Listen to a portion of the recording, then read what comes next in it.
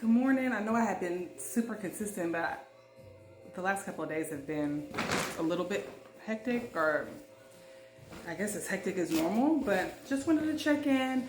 I did meet with a family physician and get a referral for a neuropsychologist for myself in neurology because I have been in my industry for a long time and I have noticed that I know that I hadn't taken the best care of my body, even though I do a lot of body work and hand work for lashes and makeup and stuff.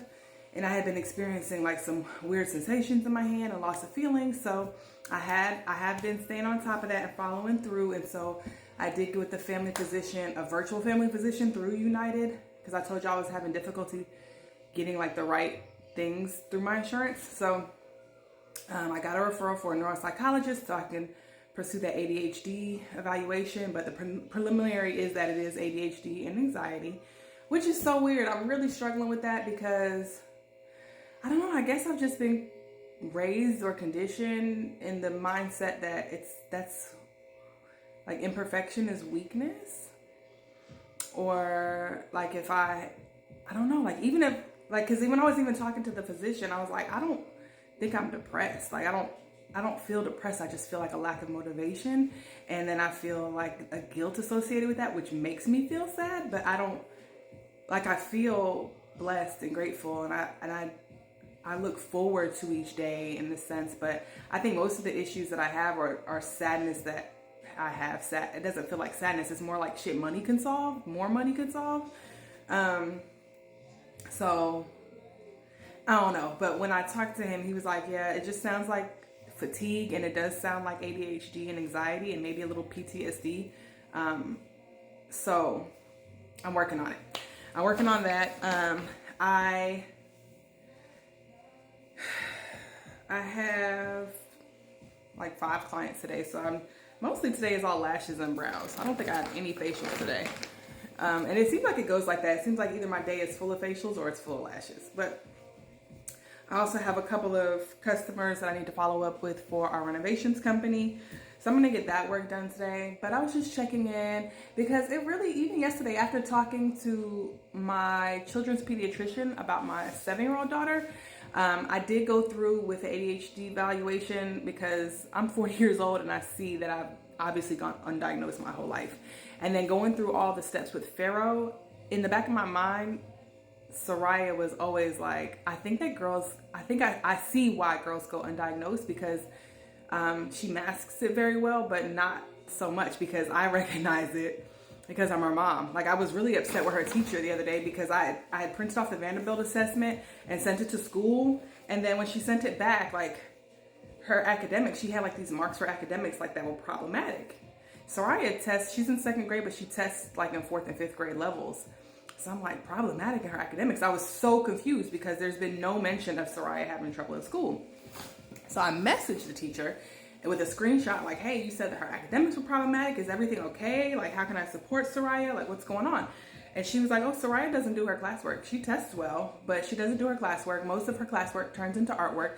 And then she sent a picture of some work that Soraya was supposed to be doing that morning. And she had turned it into like, there was a bunch of circles with like math problems. She turned the circles into ornaments and like Christmas lights and colored them. Now there were answers on the paper, but the way that she sent the picture, it was hard to tell if the answers were right. But it looked like she started the work or maybe even completed the work, whether they were right or wrong. But then she moved on while everybody was still working. She moved on to artwork. And I guess the teacher was pretty much saying that it takes constant redirection to get Soraya to focus on completing a task, which I know is true because at home, I literally like have to hold her hand through the most basic task and constantly remind her what she's supposed to be doing. My anger or frustration comes in from having no idea that she was doing this at school. Like the last teacher conference, because I'm very communicative with the school. Like they know me and I'll pop up. So it was just alarming because we went for a parent-teacher conference in October, and she said that Soraya was a busybody, but she was so bright and she was so delightful. But Soraya doesn't actually have a chair in class. She has like a rolling desk because she doesn't feel comfortable sitting and doing her work. And to me, I was like, that's where my indication of like, maybe I should take it more seriously that it's not just Pharaoh.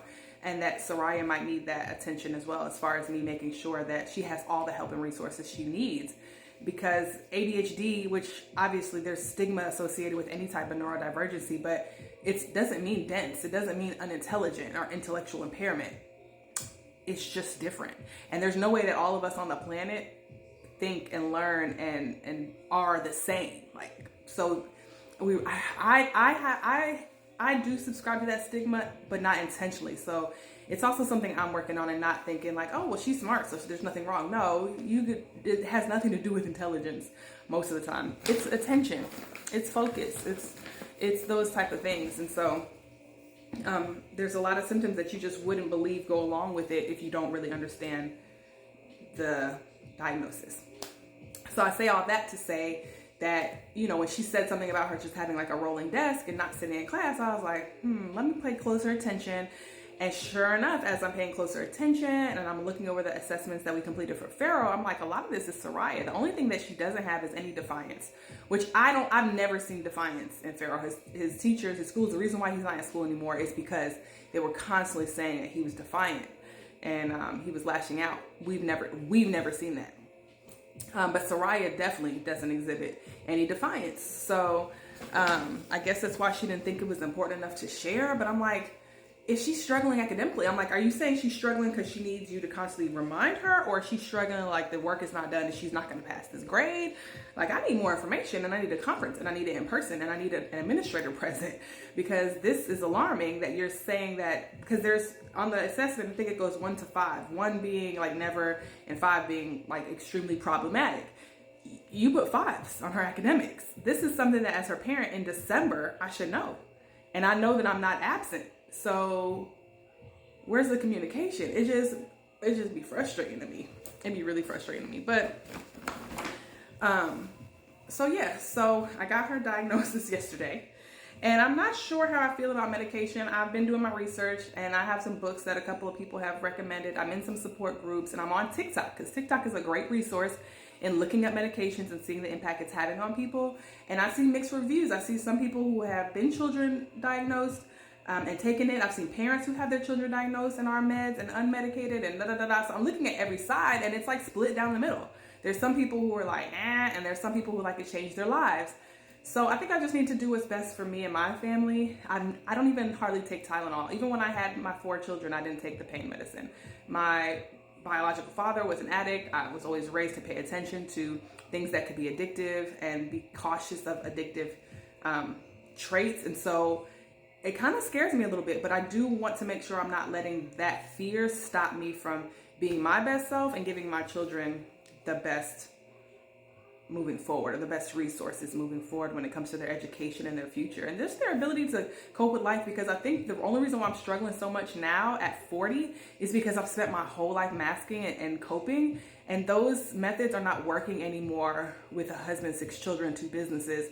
Like, it's like I've got to adjust to the size of the demand on me now, and that's going to take not only just therapy, not only just herbs and exercise, but it's also possibly going to take medication. And so I just want to know where these medications came from. What's their organic substance? Like, how do they work? What do they do? What's the long-term side effects? Like, and then implementing some type of plan so that we could be our best, and I could shake off some of these blues and some of this guilt of not being as productive as I used to be, or I expect myself to be. So if you have any perspective on this, if you have any opinion, I'm open to it. I'm definitely open to it. So share what you know, share what you've seen, and yeah, have a great day.